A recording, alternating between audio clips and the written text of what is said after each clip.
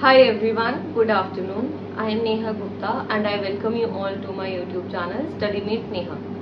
तो फ्रेंड्स, आज की जो हमारी इंडियन पॉलिटी की क्लास 39 है, इसमें हम directive principles of state policy के टॉपिक को रैप अप कर देंगे। हमने उसका इंट्रो भी पढ़ लिया था एंड हमने उसकी क्लासिफिकेशन भी पढ़ ली। हमने article 36 to article 36 to article 51 भी हमने डिस्कस कर लिए हैं। जो अब हमारे पास टॉपिक ऑफ डिस्कशन बचा है वो ये बचा है कि डीपीएसपी में एंड फंडामेंटल राइट्स में क्या डिफरेंस होता है, ये हम पढ़ेंगे। इसके बाद जो टॉपिक हम आज पढ़ेंगे, छोटे से टॉपिक से, उसमें हम ये पढ़ेंगे कि जो डीपीएसपी है उसके एडवांटेजेस क्या है एंड उसकी शॉर्टकमिंग्स क्या है। उसके बाद हमारा डीपीएसपी खत्म, हम चलेंगे अपने दूसरे टॉपिक पे। तो जो सबसे पहला डिफरेंस हम देखते हैं डीपीएसपी एंड फंडामेंटल राइट्स में, वो ये है कि जो डीपीएसपी है they are positive in nature, whereas जो फंडामेंटल राइट्स है हमारे, these are negative in nature. कैसे? अब सवाल उठेगा कैसे आपने पॉजिटिव नेगेटिव बोल दिया, इसमें क्या अच्छाई है इसमें क्या बुराई है। तो बात इसकी अच्छाई या बुराई की नहीं है। जब हम पॉजिटिव एंड नेगेटिव की बात करते हैं तो हम इसके स्कोप की बात करते हैं। तो हम ये कहते हैं कि जो directive principles of state policy, these are positive in nature, these are positive in scope, क्योंकि गवर्नमेंट को कुछ कुछ पर्टिकुलर चीजें करने के लिए बोलता है कि तुम अपनी पॉलिसीज ऐसे बनाओ, कि तुम ये रूल्स एंड रेगुलेशंस लेकर आओ जिससे वेलफेयर हो सके। बट जो उसी समय आपका फंडामेंटल राइट्स है, these are negative in nature, क्योंकि गवर्नमेंट को कहीं ना कहीं रिस्ट्रिक्ट कर देता है कि तुम ये चीज नहीं कर सकते, इससे इंडिविजुअल लिबर्टी एंड इंडिविजुअल के जो राइट्स है वो वायलेट हो जाएंगे। तो ये तो पॉजिटिव इसलिए है क्योंकि गवर्नमेंट को कुछ laws and rules and regulations लेकर आने को बोल रहा है, पर ये नेगेटिव इसलिए है because it restricts the government. दूसरा जो हम डिफरेंस देखते हैं वो हम ये देखते हैं कि जो आपकी डीपीएसपी है वो कौन सी इक्वालिटी की बात करता है, डेमोक्रेसी की बात करता है, सोशल एंड इकोनॉमिक डेमोक्रेसी के बारे में वो बात करता है।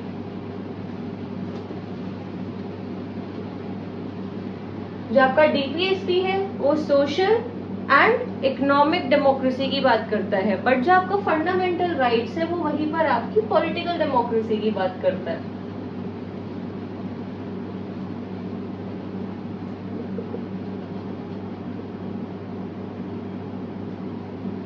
उसके बाद थर्ड डिफरेंस है आपका, ये तो हम हमेशा ही बोलते हैं कि जो डीपीएसपी है these are non justiciable, but जो आपके फंडामेंटल राइट्स है these are justiciable in nature. इससे हमारा क्या मतलब है कि अगर हमें ऐसा लगता है कि कोई फंडामेंटल राइट वायलेट हुआ है तो हम कोर्ट जाकर उस चीज के लिए अपील कर सकते हैं। बट अगर जो डीपीएसपी है अगर वो अप्लाई नहीं हुआ, अगर वो किसी ना किसी तरीके से वायलेट होता है, तो कोर्ट के पास हम जाकर उसके लिए अपील नहीं कर सकते। उसके बाद हम ये देखते हैं, जो अगला पॉइंट है डिफरेंस का वो ये है कि जो डीपीएसपी है it talks about welfare of the whole society.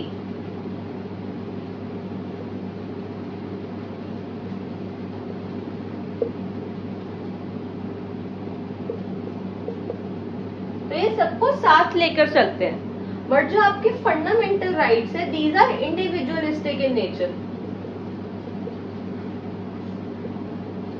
क्योंकि एक इंडिविजुअल लिबर्टी की बात करते हैं, ना कि हर एक इंसान की। मतलब हर एक इंसान की वो एज एन इंडिविजुअल बात करते हैं कि हर एक इंडिविजुअल को ही राइट होना चाहिए, ना कि वो पूरी सोसाइटी को साथ में लेकर चलते हैं। तो एक डिफरेंस तो आपका ये हो गया। उसके बाद पांचवा पॉइंट ऑफ डिफरेंस हम ये देखते हैं कि we need certain kinds of acts made and legislations to be passed so as to implement this DPSP in the society. But जब हम फंडामेंटल राइट्स की बात करते हैं तो हमें ऐसे किसी एक्ट या लेजिस्लेशन की जरूरत नहीं है। ये एक बार ही हमें कॉन्स्टिट्यूशन में दे दिए गए हैं, बस दे दिए गए हैं। इसके बाद हमें कोई एक्ट या लेजिस्लेशन निकालने की जरूरत नहीं है जिससे हमारा जो फंडामेंटल राइट्स है उनको इम्प्लीमेंट करा जाए। अगला पॉइंट ऑफ डिफरेंस जो है वो ये है कि these are moral in nature.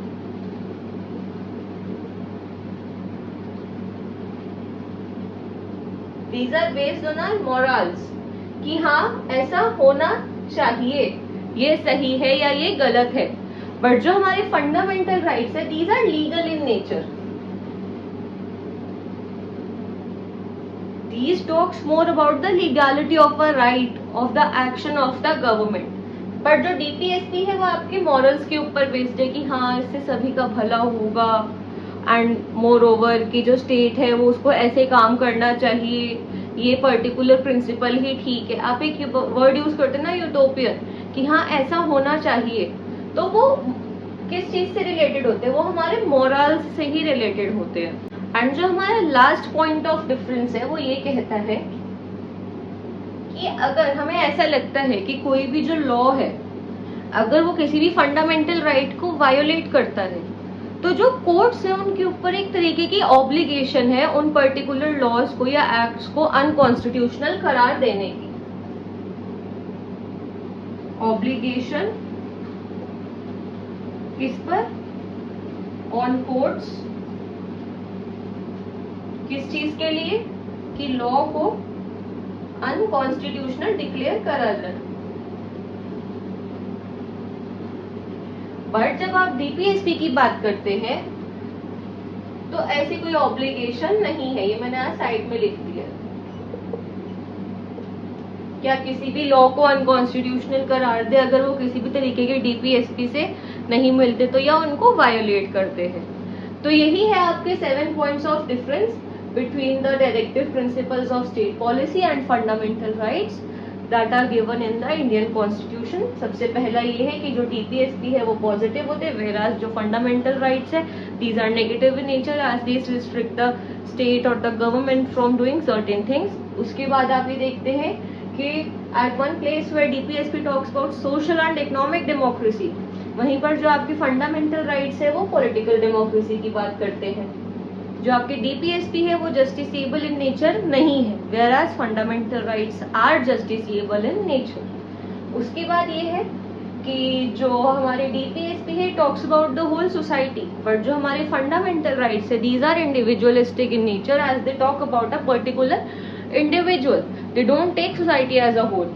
उसके बाद ये है कि अगर आपको किसी भी तरीके का DPSP सोसाइटी में इम्प्लीमेंट करना है तो उसके लिए आपको पर्टिकुलर लॉ निकालना पड़ेगा, एक्ट्स एंड लेजिस्लेशंस आपको निकालने पड़ेंगे। बट अगर आप फंडामेंटल राइट्स की बात करते हैं तो उनको इम्प्लीमेंटेशन के लिए किसी भी तरीके के नए लॉ, एक्ट्स या लेजिस्लेशंस की जरूरत नहीं है, क्योंकि वो एक बार ही कॉन्स्टिट्यूशन में मेंशन कर दिए गए हैं। अब जो सारे सिटीजन्स ऑफ इंडिया है वो उन चीजों को एंजॉय कर सकते हैं। उसके बाद आप ये देखते हैं कि जो आपके DPSP है they are moral in nature, whereas your fundamental rights are legal in nature. And lastly आप ये देखते हैं कि there is no obligation on the part of court to declare any rule and regulation as unconstitutional if it is not consistent with DPSP. Whereas when we talk about fundamental rights, we see that there is an obligation on the part of courts to create any law unconstitutional if they violate any fundamental right of an individual. Okay, so this was your difference between DPSP and FR. Now we move on to discussing advantages and shortcomings of the directive principles of state policy. Now we will discuss the significance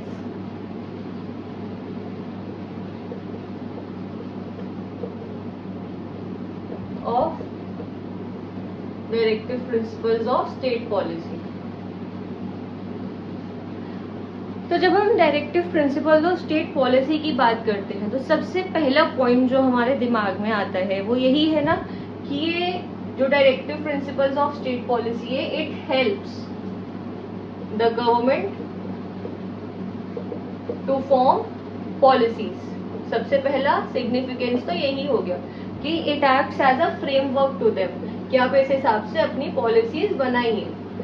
ये तो हो गया कि ये act as a framework. उसके बाद ये एक तरीके का चेक भी है, मतलब आप क्राइटेरिया मान लीजिए, criteria to check the validity as an constitutional validity and effectiveness of the policies formulated। कैसे? अब हमारे पास अगर एक सेट स्टैंडर्ड है, एक हमारे पास रूल्स है पूरे कि आपको इस हिसाब से ही पॉलिसी फॉर्मुलेट करनी है, तो अगर इन रूल्स के हिसाब से अगर हमारे जो पॉलिसी है वो स्टेप बाय स्टेप फॉर्म करी गई है, इम्प्लीमेंट करी गई, तो वी नो कि हाँ वो तो इफेक्टिव होनी ही होनी है। बिकॉज वी नो कि जो डीपीएसपी में बातें करी गई है दे आर ऑल यूटोपियन और मॉरल इन नेचर, उनकी कोई ऐसी implication as such negative implication हमें इतनी दिखाई नहीं दे रही है। तो अगर जो पॉलिसीज फॉर्मुलेट हुई है, अगर वो उसके हिसाब से ही बनी है, तो वो ऑब्वियसली वैलिड भी होगी एंड इफेक्टिव भी होगी। तो पहले तो हमने देखा कि हम ये पॉलिसीज फॉर्मुलेट करने में हेल्प करते हैं। दूसरा हमने देखा कि वो हमें चेक करने में भी हेल्प करते हैं कि वो पॉलिसीज वैलिड एंड इफेक्टिव भी है या नहीं है। उसके बाद हम ये देखते हैं कि it enhances the scope of fundamental rights. अभी पिछली 2-3 मिनट पहले हमने क्या देखा कि जो fundamental rights and DPSP how they are different from each other, but हम ये कहते हैं कि they are also complementary to each other. They are also complementary to each other. कैसे है वो कॉम्प्लीमेंट्री? क्योंकि हमने फंडामेंटल राइट्स तो दे दी इंडिविजुअल को कि हाँ आपके पास राइट टू लिबर्टी है, राइट टू इक्वालिटी है, राइट टू फ्रीडम है, आपके पास सब कुछ है। आपके पास 6 तरीके के fundamental rights that are important to human life and human dignity. अरे भाई, पर वो इम्प्लीमेंट तो तभी होंगे ना जब इन पॉलिसीज को फॉर्मुलेट करा जाएगा, जब वो पॉलिसीज भी उन सब चीजों को रिफ्लेक्ट करेगी। अगर जो पॉलिसीज है वही उन सब प्रिंसिपल्स को रिफ्लेक्ट नहीं करेगी तो आप राइट लेकर क्या ही कर लोगे। तो इसीलिए कहा जाता है कि जो डीपीएसपी एंड फंडामेंटल राइट्स है these are complementary in nature. उसके बाद हम ये देखते हैं कि it helps, DPSP helps to create social and economic order in society.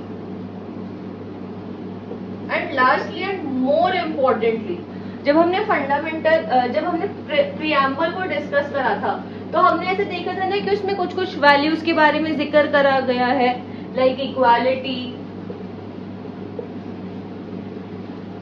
Liberty, justice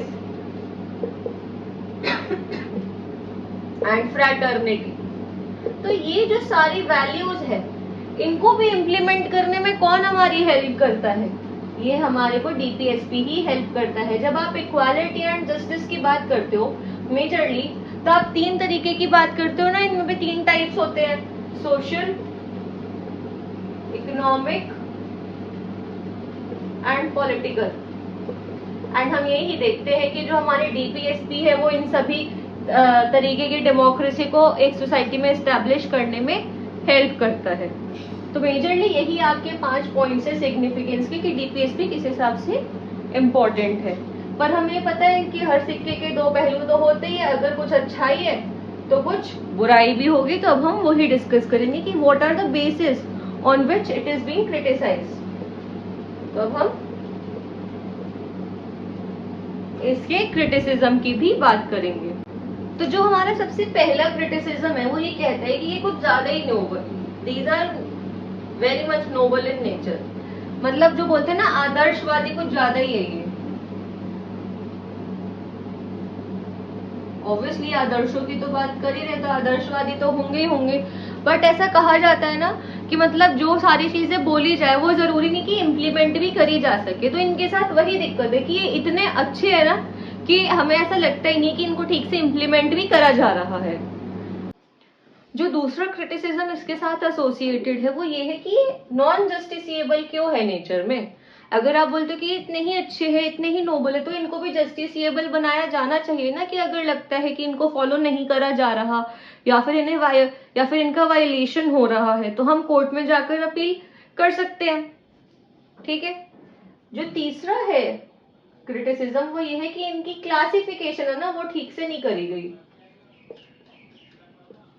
ना इनकी क्लासिफिकेशन ठीक से करी गई है, ना इनको अरेंज ठीक से करा गया है। कहीं पर कुछ मिक्स हो रहा है, कहीं पर कुछ मिक्स हो रहा है। बट ना जब मैंने ये पढ़ा तो मेरे दिमाग में ही आया, अरे ठीक से क्लासिफाई करा तो गया है, 4 क्लासिफिकेशन दी तो थी जब हमने सबसे पहले जो दूसरी क्लास में पढ़ी थी, जिसमें हमने 4 तरीके की क्लासिफिकेशन पढ़ी थी, सोशल एंड इकोनॉमिक पढ़ी थी हमने गांधीयन प्रिंसिपल्स की बात करी थी, हमने मिसलेनियस की बात कर दी थी, हमने इंटरनेशनल पीस, हमने इंटरनेशनल रिलेशंस की बात कर दी थी। बट फिर भी हर किसी का अपना नजरिया है देखने का, तो वो यही कहते हैं कि इनको ठीक से क्लासिफाई भी नहीं करा गया है एंड इनको ठीक से अरेंज भी नहीं करा गया है। उसके बाद जो सबसे लास्टली ये है कि हमें ऐसा लगता भी नहीं है कि इनको ठीक से इम्प्लीमेंट करा जा रहा है। इनकी जो इम्प्लीमेंटेशन है वो भी ठीक से नहीं हो रही है, ये सिर्फ और सिर्फ कहने के लिए ही है। पर आप इतनी अगर पॉलिसीज अगर चलो बना भी दी, तब भी आप देखो ना कि वो इम्प्लीमेंट कितनी हो रही है, वो सिर्फ और सिर्फ पेपर पे ही रह रही है। इसके साथ मेरे को एक और पॉइंट दिमाग में आया जब हमने सिग्निफिकेंस की बात करी थी, तो these act as are common manifestos also, क्योंकि जो पार्टी है वो अपनी पॉलिसीज डीपीएसपी के बेसिस पर ही तो बनाएगी ना, जो वो लोगों को दिखाकर पागल बनाएगी। तो जो लास्टली ये था इम्प्लीमेंटेशन का, तो मेरे को इसीलिए याद आया कि हाँ पेपर पर तो लिख दिया, पर असलियत में वो चीजें हो रही है या नहीं हो रही है उससे कोई फर्क नहीं पड़। उसके बाद जो 5th क्रिटिसिज्म है इसका वो ये है कि हमें ऐसा लगता है कि ये बहुत ज्यादा कंजर्वेटिव इन नेचर है, ये बहुत ज्यादा रूढ़िवादी है। मतलब हाँ ऐसा हो सकता है कि जिस टाइम पर ये बनी थी, लाइक ये 20th सेंचुरी में बनकर आए थे ना, 1900s में बनकर आए थे, तो उस हिसाब से आप ये सोचो कि उस टाइम की सोसाइटी के हिसाब से तो ये सारे प्रिंसिपल्स ठीक थे। बट अब जो हम नई सेंचुरी में रह रहे हैं, 21st सेंचुरी में रह रहे हैं, उसमें ये सब चीजों को इम्प्लीमेंट करना पॉसिबल नहीं है। तो हमें ये लगता है कि जो ये है DPSP, these are conservative in nature. तो दोस्तों यही था आपका topic, directive principles of state policy का, जो हमने 3 से 4 क्लासेस में रैप अप कर दिया है। एंड आई होप कि आप सभी को ये सब समझ आ गया हो। एंड अब आप अपनी जब एक स्टैंडर्ड बुक को रेफर करेंगे नोट्स मेकिंग के लिए, तो आपको पहले से ही एक आइडिया होगा कि आपको क्या इंक्लूड करना है, क्या इंक्लूड नहीं करना है। एंड आपके पास एक बेसिक स्ट्रक्चर होगा दिमाग में कि डीपीएसपी का मतलब होता क्या है, आपको आर्टिकल्स के बारे में भी पता होगा। एंड मैं आशा करती हूँ कि आप सभी को मेरा टीचिंग स्टाइल भी ठीक लग रहा होगा। अगर आपके पास किसी भी तरीके की कोई क्वेरी है, सजेशन है, आप मुझसे कुछ पूछना चाहते हैं, तो वो आप कमेंट सेक्शन में लिखकर जरूर बताएं। एंड अगर आपको कंटेंट अच्छा लग रहा हो, रेलिवेंट लग रहा हो, तो आप वीडियोस को भी लाइक और शेयर जरूर करें एंड चैनल को तो प्लीज सब्सक्राइब करें। Thank you so much.